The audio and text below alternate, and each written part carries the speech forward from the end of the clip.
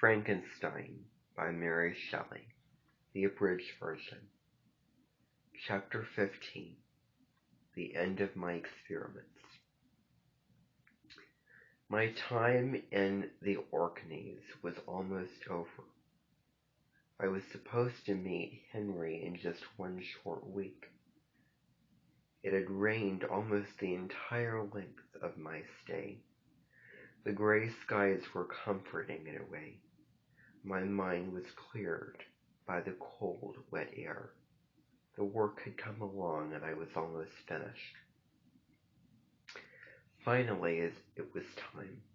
The sun had set hours ago and I had worked late into the night. My room was dark because I had not lit any candles. "I'm finished," I shouted out loud. "I've finished the second creature."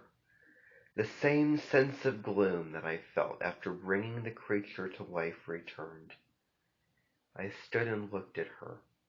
The instruments of life were in my hands, but something stopped me. The monster had agreed to leave, but this creature knew nothing of his plan. She didn't know she was for him. What if they didn't like each other? What if she didn't want to leave with him? What if she was even worse than he was? She would have a mind of her own. The monster could not control her actions any more than I could control his.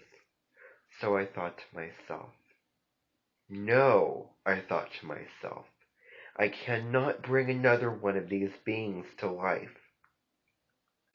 I sat down my instruments. I would not light the final spark. Suddenly the monster appeared in the window. He saw me stop just before I finished. He watched as I put down the instruments and left the room. I shook my head back and forth to tell him it was over. I wouldn't be finishing this project. He saw me and groaned. His face fell and he started to cry. Seconds later, he burst into my cottage. "Frankenstein, why won't you finish the work?" he pleaded. "Why can't you bring her to life? You must keep your promise to me." "I won't create another one like you," I said. He insisted. "You owe me this much. I don't belong in this world. It is your fault that I am here. If you reject me, as the rest of the world has done, I'll spend the rest of my miserable life unhappy and alone. Can't you see that?" "I'm sorry," I said slowly, "but I will not finish this work.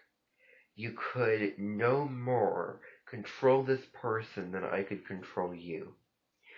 You could not know what might happen you do not know what might happen if I bring her to life. I will not be responsible for any more creatures like you." He looked angry and upset. "Please understand," I said. "I know you are unhappy, but this is not the answer. Now you must go. I am leaving this place tomorrow morning, and I am not taking my work with me. It will be buried on these islands forever." The monster said coldly, "I will go, but I will never forgive you. You've broken your promise. You will pay for this, Frankenstein. You will. Your family is not safe. You are not safe. I will make you understand what it's like to be alone in a world where everyone hates you. Be warned. I will be with you on your wedding night." He slammed the door behind him and ran away into the night. A cold chill went down my spine as I chased him outside. Before I could catch up, the monster had jumped into his boat and rowed away across the water. He was soon lost in the waves. I could no longer see him. The cottage was quiet. The only sound I could hear was the ocean. His last words echoed in my ears. "I will be with you on your wedding night." What did he mean? The monster must want to hurt Elizabeth. I panicked. For the first time in months, I sat down and cried. I had to stop him at all costs. I had to stop him before he hurt everyone I loved in the world.